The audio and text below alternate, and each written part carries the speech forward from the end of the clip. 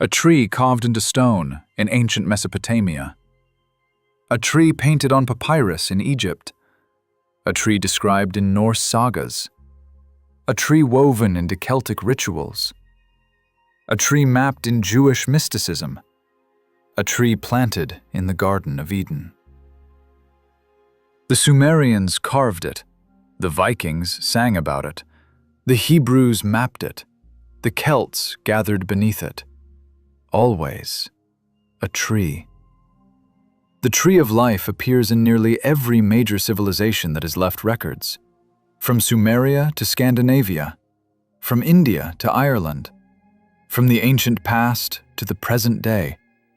It's one of the most persistent symbols in human history, and one of the most puzzling. Because the tree of life doesn't mean one thing. It means many things, sometimes contradictory things. To some, it represents cosmic structure. To others, spiritual ascent. To still others, the interconnection of all living things. So why a tree? And why does this one image appear across cultures that had no contact with each other? Today, we're tracing the roots of the tree of life, across time, across continents, across belief systems. The basic form is simple. Roots below, trunk in the center, branches above. Sometimes the roots are visible, sometimes hidden. Sometimes the branches reach toward the sky, sometimes they curve back down. Sometimes there's fruit, sometimes just leaves. But the structure is always recognizable.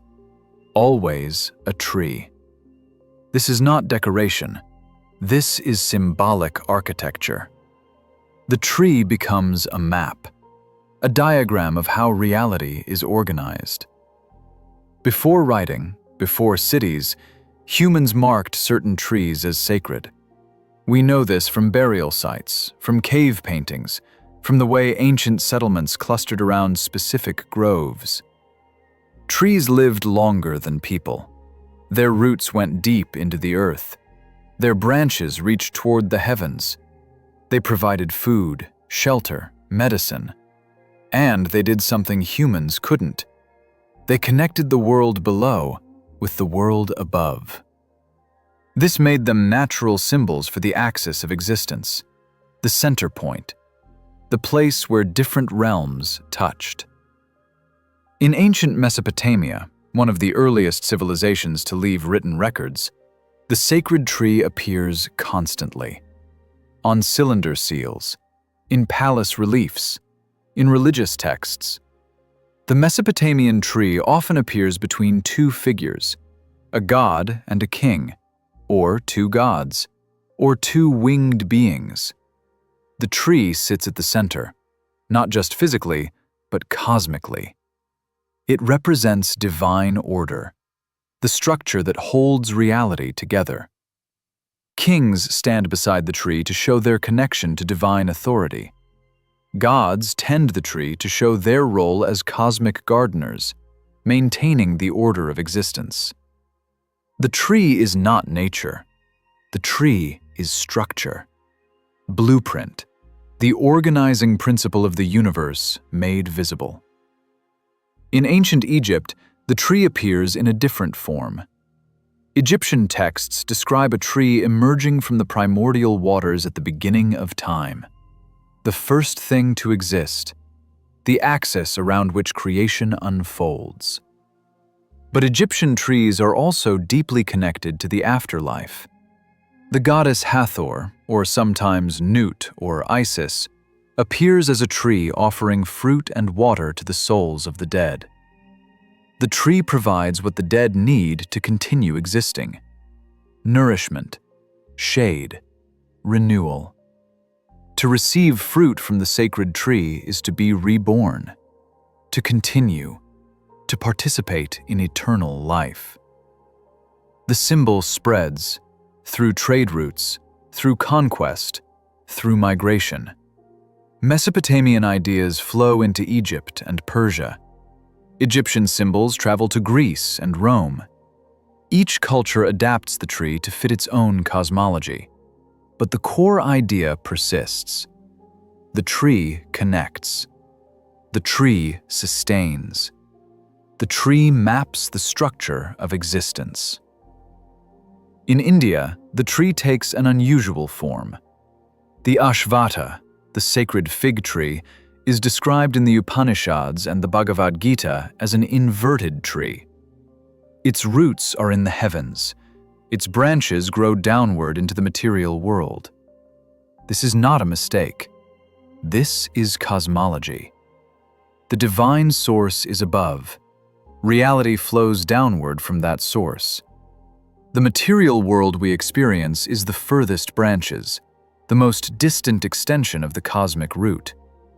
To trace the tree back from branch to trunk to root is to trace existence back to its divine origin. Buddhism inherits this symbolism but transforms it. The Bodhi tree, the tree under which Siddhartha Gautama sat when he achieved enlightenment, becomes one of Buddhism's most sacred symbols. The Bodhi tree is not inverted. It's a real tree, a specific tree, a tree you could sit under. But it represents awakening, the moment when illusion falls away and truth becomes visible. Pilgrims travel to Bodhi Gaya to see descendants of the original tree, to sit in its shade, to connect with that moment of liberation. The tree becomes a living symbol, not abstract, not cosmic blueprint, but a place where transformation happened and can happen again. In Norse mythology, the tree becomes Yggdrasil, the world tree. Yggdrasil is enormous. Its branches reach beyond the sky. Its roots stretch into multiple realms. 9 worlds exist within or around Yggdrasil. Asgard, home of the gods. Midgard, home of humans. Niflheim, realm of ice and mist. And 6 others. The tree connects them all. You can travel between worlds by traveling through the tree. But Yggdrasil is not eternal. A serpent gnaws at its roots.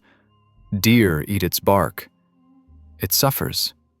It decays. And yet it endures. Because the tree also renews itself. What dies becomes compost for new growth. The Norse understanding is cyclical. Life, decay, renewal. Not a straight line. A loop. The tree embodies this. It lives, it suffers, it regenerates. Forever. This is not transcendence. This is endurance. The tree survives by accepting change, not by resisting it. The Celts, too, made trees central to their spiritual life. Sacred groves, trees as gathering places, trees as witnesses to oaths and rituals. Celtic cosmology spoke of the tree as a bridge between the visible world and the invisible, between the living and the dead, between human concerns and divine forces. To harm a sacred tree was to break the connection between worlds, to sever the link that kept reality balanced. The tree was not worshipped. The tree was respected as a doorway, as a living axis. Jewish mysticism developed perhaps the most abstract version of the tree of life. In Kabbalah, the tree of life is not a physical tree. It's a diagram, a map of divine emanation. 10 spheres, called sephirot, arranged in a specific pattern, connected by 22 paths. Each sphere represents an aspect of God, or a stage in the process of creation, or a level of consciousness. The tree shows how the infinite becomes finite, how the formless takes form, how divine light descends into material existence. But it also shows the reverse journey, how the human soul can ascend, how consciousness can climb back toward the source. The Kabbalistic tree is not something you find in nature. It's something you find within yourself. Your body, your mind, your spirit, all mapped onto the structure of the tree. Your own inner cosmology. This is the tree as psychological architecture, as a tool for self-understanding, as a ladder of consciousness. Christianity inherited the tree of life from Jewish tradition, but transformed its meaning. In Genesis, the tree of life grows in the Garden of Eden alongside the tree of knowledge of good and evil. Humanity eats from the wrong tree and is exiled, cut off from the tree of life, separated from eternal existence. The story is about loss, about separation, about the gap between what we are and what we were meant to be. But Christian theology doesn't end with exile.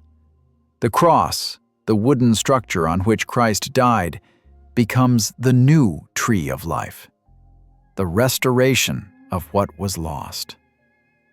Through the cross, the tree returns, not as a plant in a garden, as a symbol of sacrifice, death, and rebirth.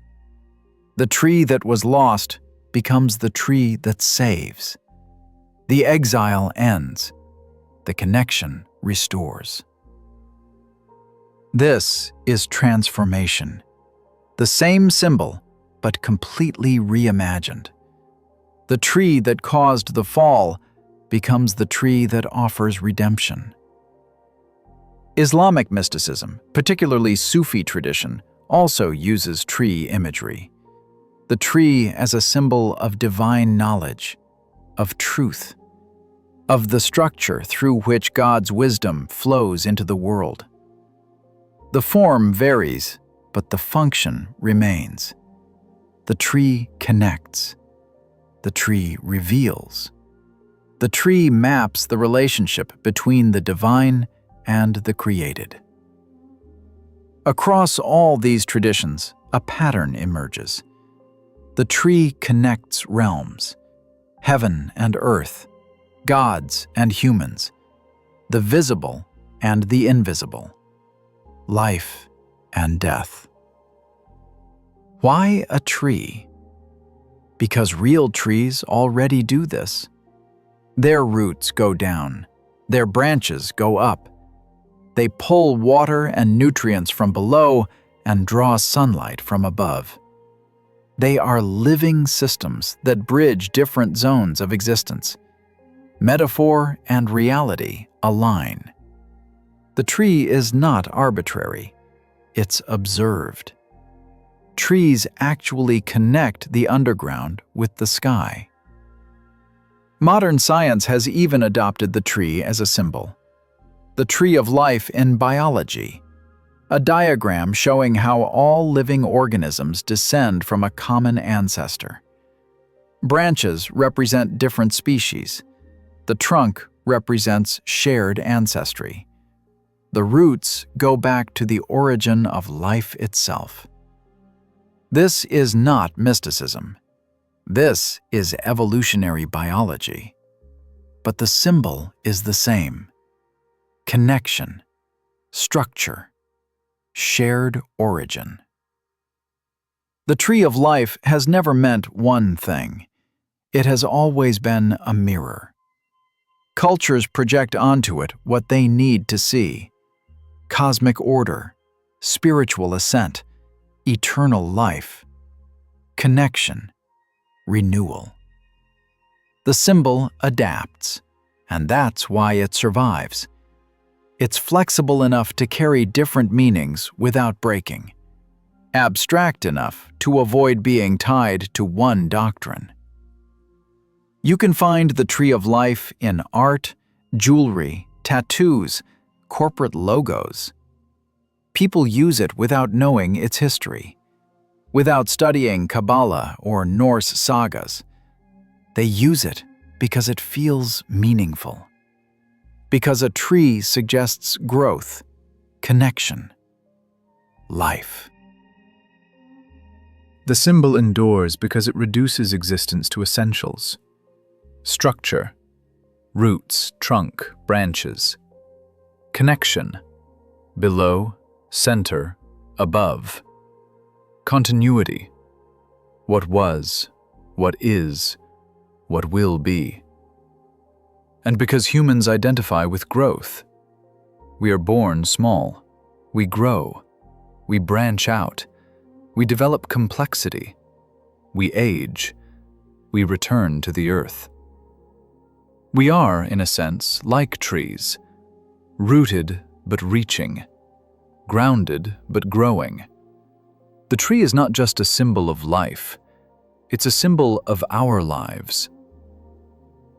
The tree of life is not a doctrine, it's a map. And maps don't tell you what to believe. They show you where things are in relation to each other. The tree shows relationship between realms, between stages, between the source and the expression. How you interpret those relationships depends on what you bring to the symbol. For 3,000 years, humans have looked at trees and seen more than wood. They've seen structure, connection, the blueprint of existence made visible. And that pattern, that recognition, continues. Because the tree is still here, still growing, still connecting earth and sky. The symbol doesn't choose its meaning. We do. But it offers us something universal, a structure we all recognize, a pattern we all live within. Roots, trunk, branches, below, center, above. Growth, connection, continuity. One image, endless interpretations.